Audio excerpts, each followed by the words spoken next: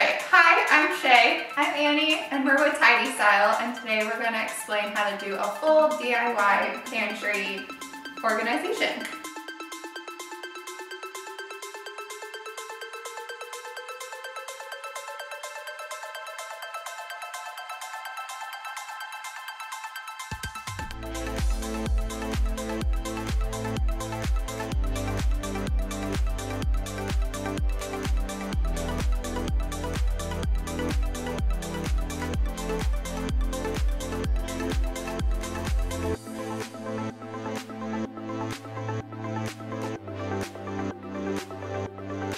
So we just finished unloading, and as professionals we have a lot of inventory on hand, but we're going to tell you how you can shop DIY for your pantry today. We have all this inventory that we get to pick from when a client describes their look that they're going for. Some of the looks are light and bright or more bold aesthetic accents within certain spaces. Today our client chose light and bright, so we went with whites and wood tones to kind of even each other out. So the first step for us is always clearing everything out of the space. There's a few reasons we do this. We really want to create categories so we have a visual inventory on each category that helps us with the space planning. The other reason is we want an opportunity to clean the space. And then thirdly, we really want to completely reimagine the space. The space as it is right now is not working for our clients. We want to get rid of any preconceived notions of how they had it set up. So where did all the stuff go? We clear everything from the pantry typically into the kitchen. We utilize the dining table, the kitchen island, all of the flat spaces that we can use, we will use them. I feel like it's really important when you're clearing everything out of the space and creating categories that you make sure that everything is in your line of vision. You don't want to have something at the end that you didn't account for because you didn't see it.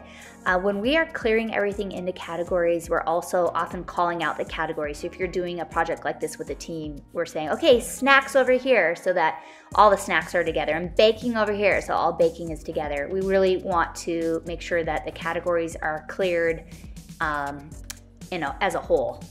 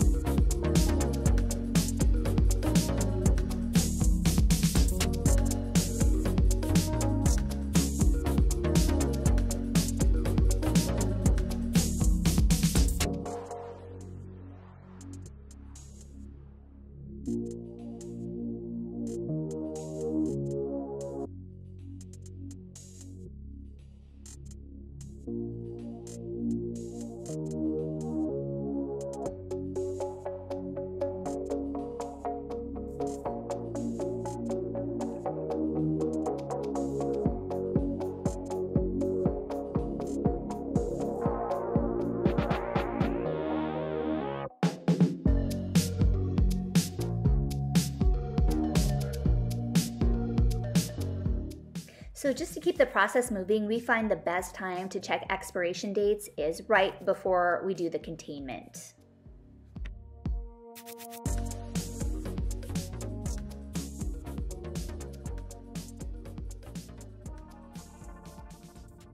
Now that it's all clear, it's time to clean. Don't forget to wipe down your baseboards and the walls.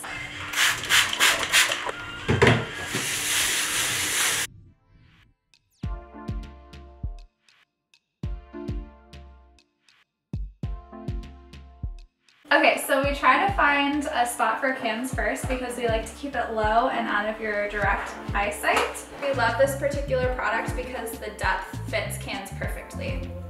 So we'll place the Vega for cans first.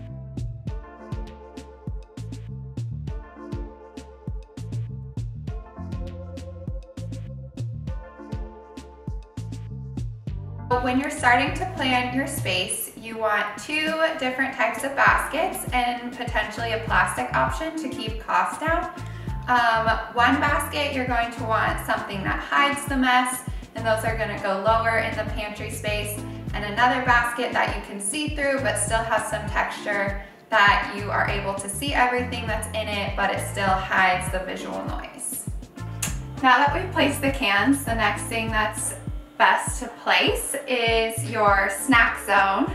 So we often like to use a bigger size basket that you can't see through to hide the visual noise, and we will place it lower so that the family can access all the snacks. Another really important thing that we look for is maximizing the depth on the shelves. So these baskets maximize the space really well.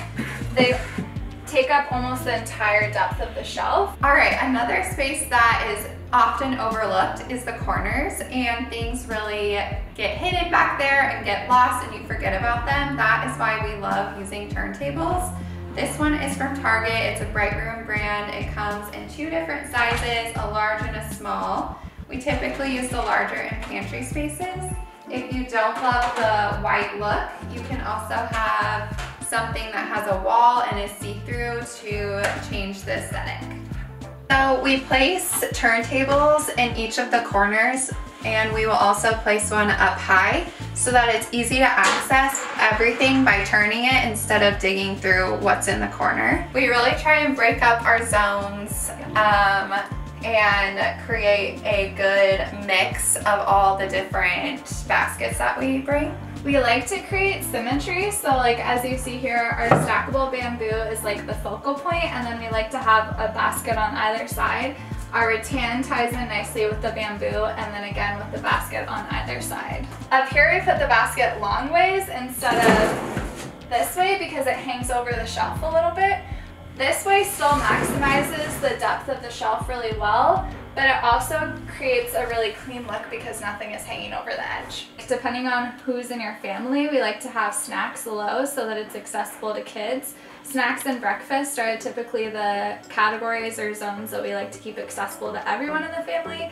Meal prep, baking, things that you're not doing as often, we like to keep up. Ooh, do these look bad next to the bamboo? No, because it breaks in that way too. For counter, because they're smaller. And then do like that. Yeah, let's do this size here because that will pull out. We might need a medium for a turntable there. Or you can turn this way. Okay, got a medium. I have one right here. Wow.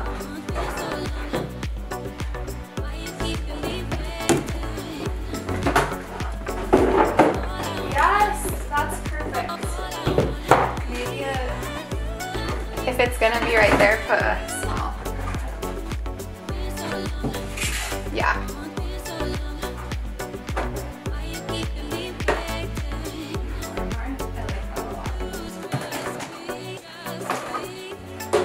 And then we do first spreads. Sure.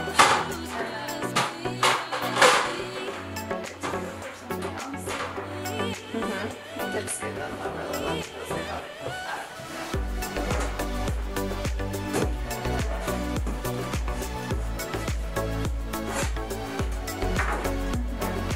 Categories, we'll leave room for some off the.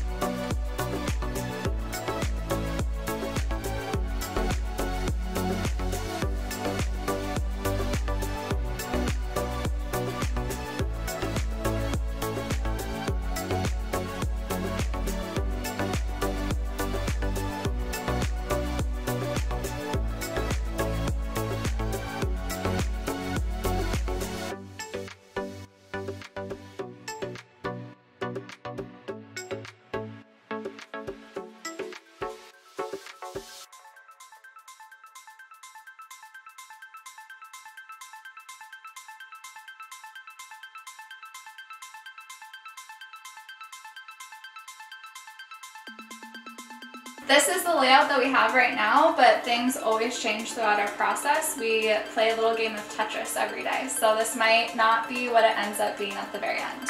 So now we're going to start placing and containing everything. We want to start with snacks. It's right in the front and it's our biggest category today.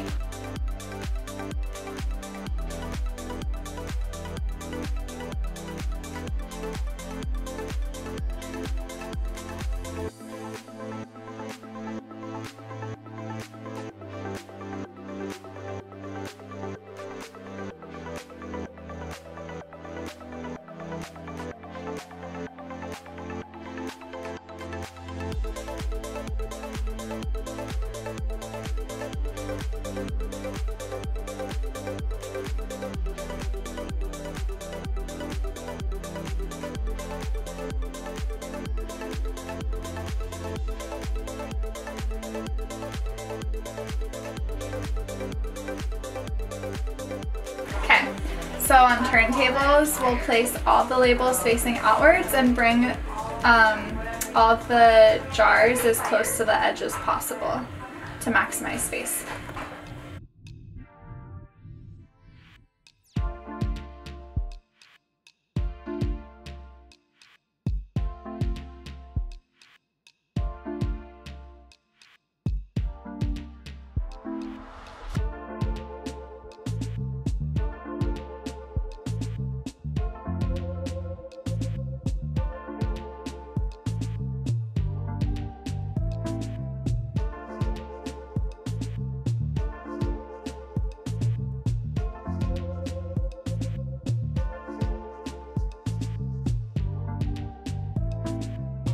Main decanting staples. So we prefer the OXO brand. They're click top and easy to use, and they come in 9-piece pieces as well as other options.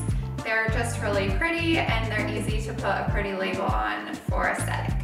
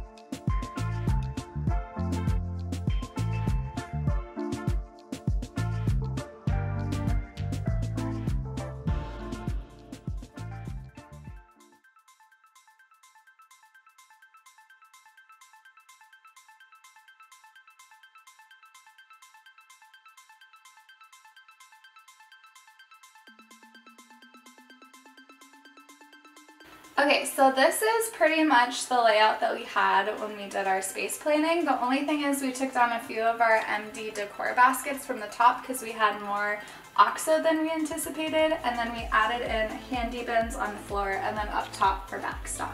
So our containment process, we always start with what we know. Today we started with snacks. That was the first category that we contained and put away. Then we did cans and turntables.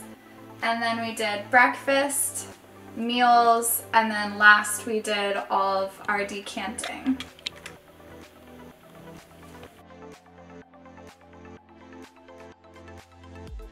Once we get all of the main zones put away, we have backstock leftovers. I would say backstock is a great system to implement if you like to buy things in bulk. So we'll put backstock away, and then we'll get all of our labels on and just do any finishing touches that are necessary. Is labels. We know not everyone has a label maker. We use the Brother P-Touch Cube to custom make these labels. But if you don't have access to a label maker, we love buying these pre-made waterproof labels. They have pantry sets and decanting sets that you can buy separately. And they really elevate the look of the OXO.